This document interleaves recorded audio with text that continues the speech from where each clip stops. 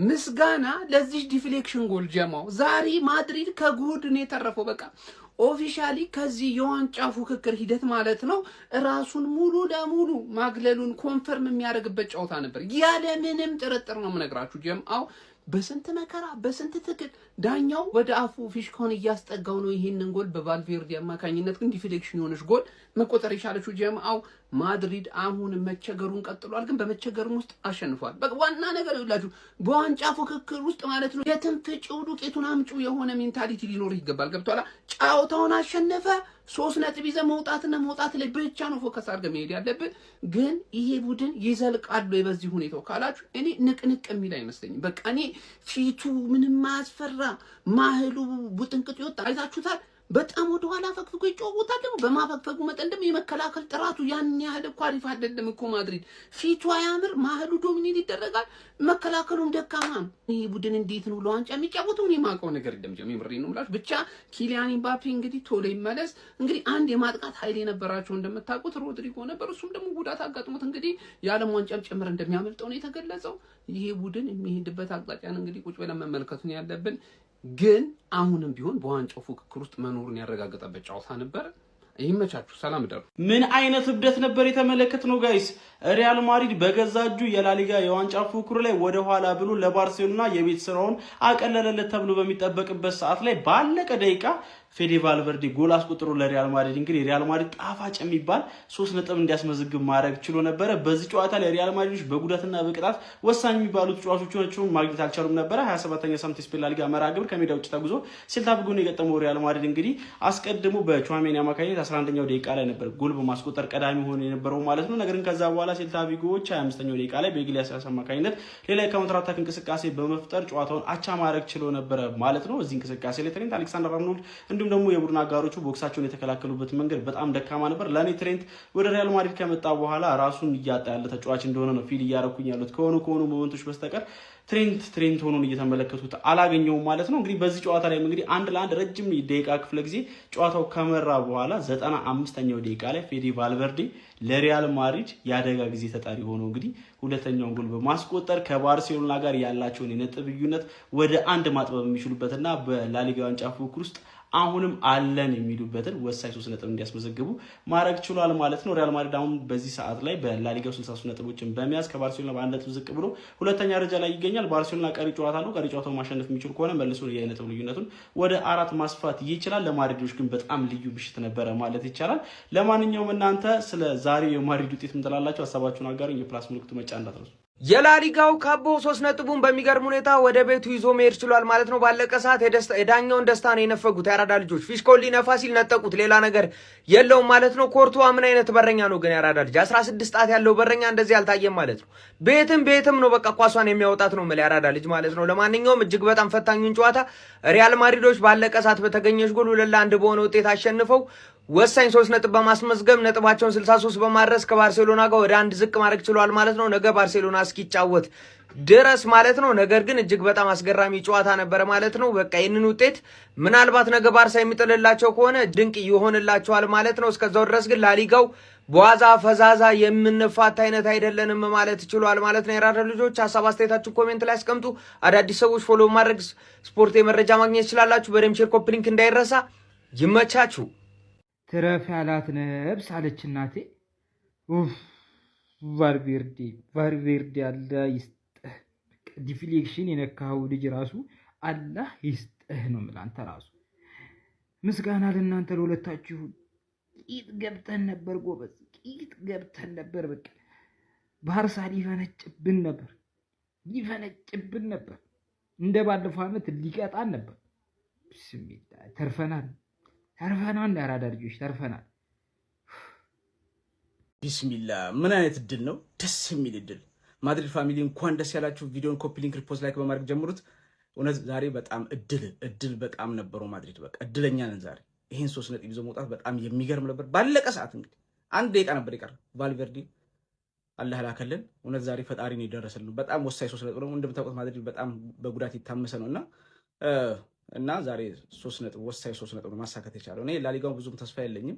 ምን እንኳን እንደዚህ ተጫዋቾች ተጎድተው የአካዳሚ ልጆች ነው እየተጠቀመ ያለውና ተቸግሮ ነበር ዛሬም ራሱ ጎል ለማግባት ማለት ነው። ያው ኪሊያንም ስለሌለ ግን እንደዚህ ተቸግሮ ስለሆነ ደግሞ በተካታይ ነጥብ እየጣለ ስለነበረ ይሄ 3 ነጥብ በጣም ያስፈልገው ነበርና ወሳኝ 3 ነጥብ ነው። እውነት በጣም ነው ደስ ያለኝ። ጣፋጭ ነው። ይሄ ባለቀ ሰዓት ደግሞ የሚቆጠር ጎል በጣም ነው ደስ የሚለውና ስሜቱ በጣም ነው እኔ ተራድጄ ነበርና ስሜቱ በጣም የተለየ ነው። ማድሪድ ፋሚሊዎች እንኳን ደስ ያላችሁ።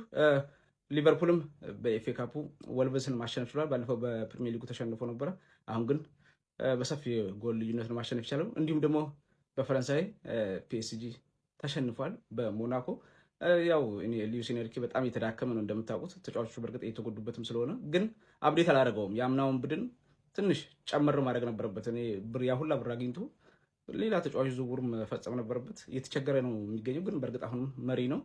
ዛሬ ደስ የሚሉ ጨዋታዎች ነበሩ። እስቲ ለማንኛውም እናንተ የተሰማችሁን ኮሜንት ላይ አስቀምጡ። ቪዲዮ ከተመቻችሁ ኮፒ ሊንክ፣ ሪፖስት፣ ላይክ ማድረግ እንዳይረሳ። ሀላ ማድሪድ ፌዲ ቫልቬርዴ ትመችኛለሽ፣ ግን ወሽመጠ ቁርጥ ይበል ቁርጥ በጣም ማለት ነው። በጣም ፑር ፐርፎርማንስ የደከመ ጨዋታ ነው ማድሪድ የተጫወተ። ኢቨን ኤክስጂውን ብታዩት ጎል የማግባት እድሉ ከአንድ ያነሰ ነበር። የሴልታ ቪጎ ኤክስጂ የተሻለ ነበረ። ግን የትንፍጩ ዱቄቱን አምጩ። እኛ የአርሴ ደጋፊዎች ቪዲዮን ኮምፕሌን፣ ስለዚህ ኖርማል ነው፣ ችግር የለውም። ሪንግ ላይቴን ምናምን አበራርቼ ቪዲዮ ልሰራ ነበረ። ወሽመጤን የቆረጠው ማለት ኢቨን አንድ ደቂቃ ራሱ 60 ሰከንድ ራሱ አይሞላም ጎሉን ሲያስቆጥር። ቤተሰብ ኧረ በስመ አብ! ኧረ ሴልታ ቪጎ ምን ተባብለን ነበር። አስፓስ ጎል ለማግባት ተቃርቦ ነበር። ያቺ አንግል ወይኔ። ለማንኛውም ሪያል ማድሪድ አሸንፏል። ዛሬ ቫርዲድ የለም፣ ዛሬ የለም ምንም። ቫር ራሱ አጌንስት ሪያል ማድሪድ ነበር። ኤኒዌይስ ማድሪድ አሸንፏል። ኖርሜክስ ነው። አንቺ ብቻ ባርሳ ብቻ ማለት ነው ነገ ጭዌሽን ልክ ባለፈው ከአትሌቲኮ ጋር ስትጫወቹ እንደነበረው መጫወቱ ምንም የሚያስፈራ ነገር የለም። አያሳስብ፣ እናሸንፋለን ነገ። ኪለርስ እንዳትጨነቁ። ቫልቬርዴ የኔ አባት ቫልቬርዴ አንተ አስረክበን ወጥተን ነበር እኮ አስረክበን። ዘንድሮም በቃ እንደ አምና ጣብጠን ነበር። ተገላግ። ቆይ እኔ የምለው ግን የማድሪድ ተጫዋች ከኢራንና ከእስራኤል ጋር ነው በሚሳኤል ትሬኒንግ የምትሰሩት? እንደዛ እንዴ የምትሰለጥኑት? ቤንች ላይ እኔ ከጋርባል ውጪ ዘራቸውንም ሃይማኖታችንም አላውቅም። እኔ ማን እንደሆነ አላውቅም። በቃ አሁንም እኔ አንዱን አላውቅም ማን እንደሆነ በቃ ኧረ ጉዴ ስለሚቻል የባርሳ ደጋፊ ተው ብያለሁ። አሳይቶ መንሳት ማለት ይሄ ነው። ሪያል ማድሪድ ፌዴ ቫልቨርዴ 94ኛ ደቂቃ ተአምር አስመለከተን። ሪያል ማድሪድ ባለቀ በሽርፍራፊ ሰከንድ ባስቆጠረው የፌዴ ቫልቨርዴ ጎል ታግዞ ጨዋታውን ማሸነፍ ችሏል። ፌዴ ቫልቨርዴ እንደተለመደው ከቦክስ ውጪ አክሮ የመታው ኳስ ዲፍሌክት አድርጎ መረብ ላይ ማረፍ ችሏል። ሪያል ማድሪድ በጣም ጣፋጭ የሆነ ድል በሴልታ ቪጎ ላይ መቀዳጀት ችሏል። በብዙ እየተፈተነ የሚገኘው ሪያል ማድሪድ በምሽቱ ጨዋታን በሴልታ ቪጎ ቀላል ፈተና አልገጠመውም። ነገር ግን በሻሜኒና በፌዴ ቫልቨርዴ የመጨረሻ ደቂቃ ጎል ታግዞ ባርሴሎና ጋር ያለውን የነጥብ ልዩነት ወደ 1 ማጥበብ ችሏል። በእርግጥ ባርሴሎና አንድ ቀሪ ጨዋታ ይኖረዋል። ነገ ከአትሌቲክ ክለብ ጋር ጨዋታውን የሚያደርግ ይሆናል። ለማንኛውም ስለምሽቱ የሪያል ማድሪድ እጅግ ጣፋጭ 3 ነጥብና ድል ምን ትላላችሁ? ሐሳብ አስተያየታችሁን ኮሜንት ሴክሽን ላይ አጋሩኝ። ሜዳ ስፖርትን ፎሎ ማድረግ እንዳትረሱ። በስማ ማድሪድ ተርፏል። ላሊጋውን ዋንጫ አምኖ ነበረ። በቃ 95ኛው ላይ ያገባውና ቻምፒየንስ ሊጉን እንዳጡት ቆጠርኩ። በቃ ሲቲን የሚጥል ቲም አለ ብዬ አላስብም። ይሄ ቲም ሲቲን ጥሎ አልፋል ብዬ አላስብም እና ማድሪድ ስቲል በዚህ ዓመት ምንም አይነት ዋንጫ የሚያሳካ አይመስለኝም። ቫልቨርዴ ሙሉ ለሙሉ ተስፋ እንዳይቆርጡ ቢያንስ አድርጓቸዋልና 95ኛው ላይ ወሳኝ ጎል ያስቆጠረው ቪስካ ሴልታ ስትል ነበር። ኩላ ይኸው ከንተት አድርገናቸው አስቀምጠናቸው አትንጋቸው። አስቸጋሪ ጨዋታ ባላሄዶስ ነግሬያችሁ ነበር። በአንድ ጎል የሚያልቀው ብዬ ራሱ ተናገርኩት ነው። እዚህ ጋር ቪዲዮ ላስቀምጥላችኋል። ስሙ ያስከንቻል። ግን ማድሪድ ቀረም ብሎ የሚያገባ ከሆነ ሰስቴን ለማድረግ ሊዷል ክሮስ ለማድረግ ሲሞክሩ ሴልታ ቪጎች ብዙ ጎል አንመለከትም የሚችልበት አይነት አለ። ነገር ግን ያ የኔ ግምት እንግዲህ 2-1 ላሊጋ ላይ ምንም እንዳያመልጣችሁ። ቴብሉ እንደዚህ ተጣጥፏል። 1 ነጥብ ነው ልዩነቱ። ሳን ማሜስ ነገ ባርሴሎና ይጫወታል። እንዳያመልጣችሁ። እሱ ቪዲዮ ፎሎ ማድረግ ነው። እየገባችሁ የበፊቶቹ ማየት ትችላላችሁ። ላሊጋ ኮንቴንት እንዳለ እዚህ ያለላችሁ። ሀሳባችሁ ኮመንት ላይ አስቀምጡ። ሀላ ማድሪድ እስቲ ቪስካ ሴልታ ሲል የነበረው አሁን ሀላ ማድሪድ ብለህ ባመጣ ተጋደልን ነው። ኮፒ ሊንክ ያደረጋችሁ ደግሞ ይጀምር። ያው ዋርኒንግ ምናምን ታውቁታላችሁ። ይህን ሰሞን ዛሬ ልደታችን ነው። እንደ ማድሪድም በዝዳችን እንደምታውቁት 124ኛ ኮፒ ሊንክ ይደረግ። እንቀጥል ብቻ አስፈላጊ ዊን 64 ለ63 አድርገነው ነጥቡን ነገ ሳን ማሜስ ላይ ሄደው እንግዲህ ቢልባኦ እንደሚገጥሙ ይታወቃል ባርሴሎና። እኔ ብዙ ነገር አልጠብቅም አላሻችሁም። ሳን ማሜስ መሆኑ ሜዳውን ማተር የሚያደርገው እንጂ እኔ ቢልባኦ ይችለዋል ብዬ አላስብም ባርሴሎና። ነገር ግን ኔቨር ሴይ ኔቨር ዊ ዊል ዌት፣ ምንም የምንለው ነገር የለም። አሪፍ ጨዋታ ያስመለክቱናል ብዬ አስባለሁ። ወደዚህ ጨዋታ ስንገባ ግን ትሪኪ ነበር። አስፓስ አንግል አውቃለሁ። በዚህ በኩል ኮርቷን በተጋጋሚ ሲያደርግልን ነበረ።